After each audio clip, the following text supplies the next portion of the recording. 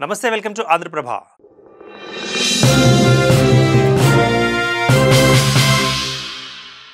ఉపాధి నిమిత్తం జోర్డాన్కు వెళ్లి వివిధ కారణాలతో చిక్కుకుపోయిన వలస కార్మికులు ఎట్టకేలకు తెలంగాణకు చేరుకున్నారు. నిజానికి వారిని సొంత ఊళ్లకు చేర్చడానికి మాజీ మంత్రి హరీష్ రావు చాలా కృషి చేశారు. కంపెనీకి చెల్లించాల్సిన పెనాల్టీతో పాటు వలస కార్మికులు వచ్చేందుకు విమాన ఛార్జీలను సైతం ఆయనే చెల్లించారు. అంతేకాదు, స్వరాష్ట్రానికి వచ్చిన వారందరికీ భరోసా ఇచ్చారు. ఈ నేపథ్యంలో హరీష్ రావును కలిసి జోర్డాన్ వలస కార్మికులు ధన్యవాదాలు తెలియజేశారు. ఆర్మీ బేస్ లో పోయిందా మీరు? డైరెక్ట్ తుపాకి పెట్టి పని చేపిస్తాడు ఇక. అప్పుడు ఎవరిని మేము ఏం చేయలేక మాకు తెలియక మేము కొద్ది రోజులు జరుపుకుంటూ పోయినాం సార్. ఎట్లా ఇబ్బందులు అయినా కానీ ఫుడ్ 150 గ్రాములు సార్. 150 గ్రాములే పెట్టారా? ఫుడ్ పొద్దున్న ఒక కప్పు చేస్తారు, మధ్యాహ్నం 150 గ్రాములు, రాత్రి 150 గ్రాములు సార్. అదేంటంటే మొత్తం అగ్రికల్చర్ ఫామ్ మొత్తం ప్యాక్ అయి ఉంటుంది సార్. లోపల ఆక్సిజన్ ఉంటుంది. అది ఫర్టిలైజర్కు చాలా మంది కళ్ళు తిరిగి కింద పడుతూ ఉంటారు సార్. చాలా మంది వేరే వేరే ప్రాంతాల నుంచి వాళ్ళ ఎమ్మెల్యేలు చేసి కానీ ఎవరు స్పందించలేదు సార్. అక్కడికి మీ దగ్గరకు వచ్చిన తర్వాత తొందరగా మీరు చర్య తీసుకొని అన్ని వాళ్ళతో పై అధికారులతో మాట్లాడి ఇంటికి వచ్చినందుకు మా ఇంట్లో దగ్గర కూడా మీరు చర్య తీసుకున్న అందరూ భరోసా ఉన్నారు సార్. దాంతో మాకు ఇప్పుడు ఎంత ఖర్చు అయింది సార్? అది లక్షల ఖర్చు పెట్టి సార్. అది టికెట్ రేట్లు కూడా అవి చాలా ఎక్స్పెన్సివ్ సార్. అక్కడ ఇజ్రాయెల్ బార్డర్ సార్. అది నాయన తెచ్చిపోతే కూడా పంపలేదు సార్. మన గవర్నమెంట్ సహకరిస్తలేదని చెప్పి ఎంఎస్ వాళ్ళు మాకు చెప్పేసి కేంద్రం సహకరిస్తలేదు. అప్పటికి మాకు ధైర్యం కూలిపోయింది సార్. ఎంఎస్ వాళ్ళే ఇట్లా అన్నారంటే గవర్నమెంట్ తరఫున మన ఎంఎస్ ఇండియా ఎంఎస్ అంటే మాకందరికి ఎవరికైనా కాపాడాలి, వాళ్ళ బాధ్యత కదా. ధైర్యం ఉండదు సార్. నేను కూడా గవర్నమెంట్ పంపించినాను. యాక్చువల్గా మీరు చెప్పినాక చీఫ్ సెక్రటరీకి, గవర్నమెంట్కు, కేంద్ర ప్రభుత్వానికి, కిషన్ రెడ్డికి అందరికి పంపినాను.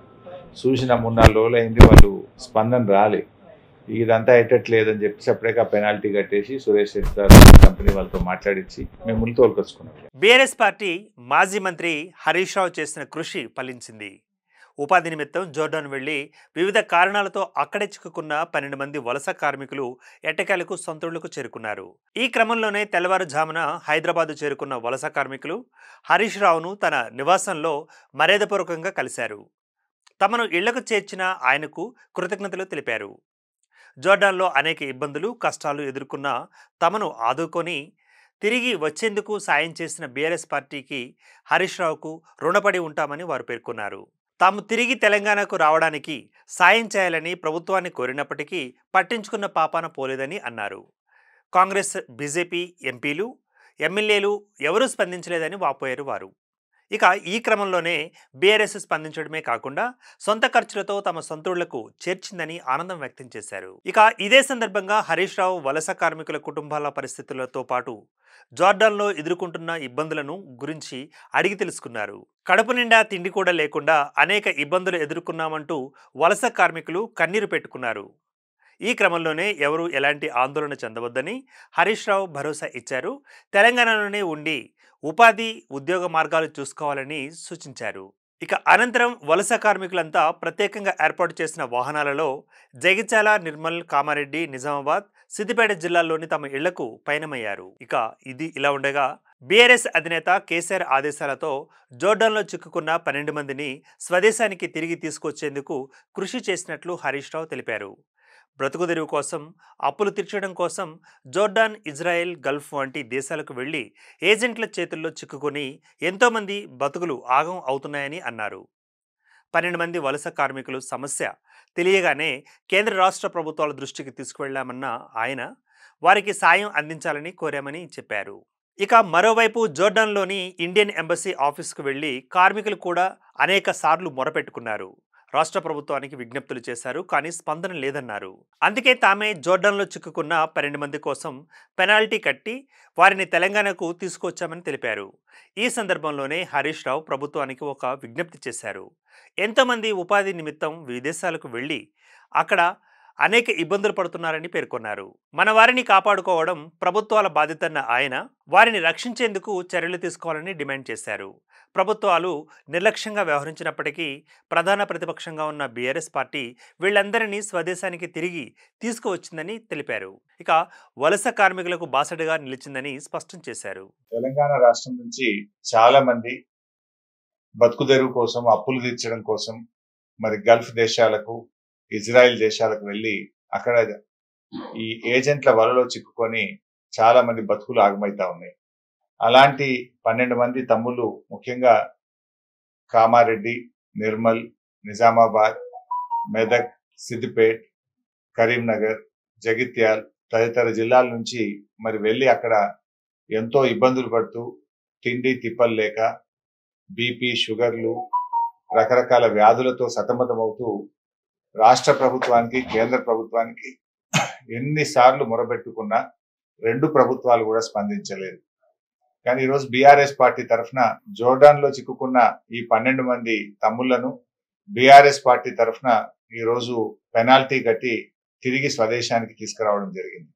నేను ఇప్పటికైనా ప్రభుత్వాన్ని విజ్ఞప్తి చేస్తా ఉన్నా, ఇంకా వందలాది వేలాది మంది యువతీ యువకులు ఈరోజు వివిధ దేశాల్లో ఇలా అనేక ఇబ్బందుల్లో కొట్టుమిట్టాడుతూ ఉన్నారు. పిల్లలు చెప్తా ఉన్నారు, జోర్డాన్ లో ఎంబసీ, ఇండియన్ ఎంబసీ ఆఫీస్ కు ఎన్నిసార్లు మొరబెట్టుకున్నా స్పందన రాలేదు అని, రాష్ట్ర ప్రభుత్వానికి ఎన్ని విజ్ఞప్తులు చేసినా ఇవాళ రాష్ట్రంలో ఉండే ప్రభుత్వం కూడా స్పందించలేదు అని ఆ పిల్లలు వాపోతా ఉన్నారు. ఇవాళ ప్రభుత్వాలు మన పిల్లల్ని మనం కాపాడుకోవడం మీ బాధ్యత. ఇవాళ 2 ప్రభుత్వాలు మొద్దు నిద్రపోతే బీఆర్ఎస్ పార్టీ ఈ 12 మంది పిల్లల్ని కాపాడి స్వదేశానికి తీసుకురావడం జరిగింది. సో ఈ 12 మంది గురించి కాదు నేను ఆలోచిస్తున్నది, ఈ 12 మందే కాదు, ఇంకా చాలా మంది పిల్లలు అక్కడ చిక్కుకొని ఉన్నారు.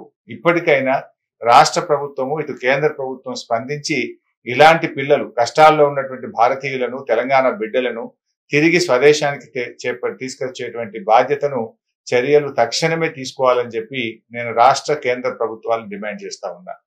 ఇవాళ రేవంత్ రెడ్డి చాలా మాటలు చెప్పాడు ఎన్నికల ముందు. గల్ఫ్ సంక్షేమ బోర్డు పెడతానని, వాళ్ళ కోసం ప్రత్యేక పాలసీ తీసుకొస్తామని, నిధులు పెడతామని చెప్పారు. 2 సంవత్సరాలైనా రేవంత్ రెడ్డి నుంచి స్పందనే లేదు. ఆయన మాటలకు ఎక్కువైపోయింది తప్ప ఏ ఒక్కటి కూడా ఇచ్చిన హామీలు ఇవాళ నెరవేర్చేటువంటి పరిస్థితి కనబడతలేదు. మన రాష్ట్రం నుంచి అలా 8 మంది ఎంపీలను బీజేపీ పార్టీ గెలిచింది. 2 కేంద్ర మంత్రులు ఉన్నారు. నేను వాళ్ళకు స్వయంగా లేఖ రాసిన వీళ్ళ గురించి ఆలోచించండి అని, కానీ స్పందన రాలేదు. ఇవాళ కిషన్ రెడ్డి గారు, సంజయ్ గారు కూడా ఇలాంటి గల్ఫ్ కార్మికుల కోసం, విదేశాల్లో మరి ఇబ్బందులు పడుతున్నటువంటి తెలంగాణ బిడ్డల్ని తేవడానికి ప్రత్యేకమైన ఒక విభాగం పెట్టి చొరవ చూపి పిల్లలకు మరి కాపాడాలని చెప్పి కూడా వారికి కూడా విజ్ఞప్తి చేస్తా ఉన్నా. ఇవాళ మనం అధికారంలో ఉన్నటువంటిది, ప్రజలు మనకు అధికారం ఇచ్చింది, ఆపదలో ఉన్న ప్రజల్ని ఆదుకోవడానికి, కష్టాల్లో ఉన్నటువంటి ప్రజల్ని కాపాడుకోవడానికే ప్రభుత్వాలు ఉంటాయి. మరి ఎన్నికల ముందు ఇచ్చిన హామీలు గెలిచి మర్చిపోవడం కోసం కాదు, గెలిచిన తర్వాత హామీలను అమలు చేయడం, ఆ ప్రజలకు మేలు చేయడం, ఇచ్చిన ప్రతి మాటను నిలబెట్టుకోవడం అనేటువంటిది మీ కర్తవ్యం, మీ బాధ్యత. దాన్ని ఇలా మీరు మర్చిపోతే ప్రధాన ప్రతిపక్షంగా బీఆర్ఎస్ పార్టీ వీళ్ళందరినీ కూడా ఈరోజు కాపాడి స్వదేశానికి రప్పించడం జరిగింది. ఇక ముందైనా మీరు మేల్కోనండి. ఇలాంటి వాళ్ళు ఎంతో మంది, ఇంకా వేలాది మంది అక్కడ ఇబ్బందుల్లో ఉన్నారు. వారందరినీ కూడా ప్రభుత్వమే స్వదేశానికి తీసుకురావాలని చెప్పి డిమాండ్ చేస్తారు.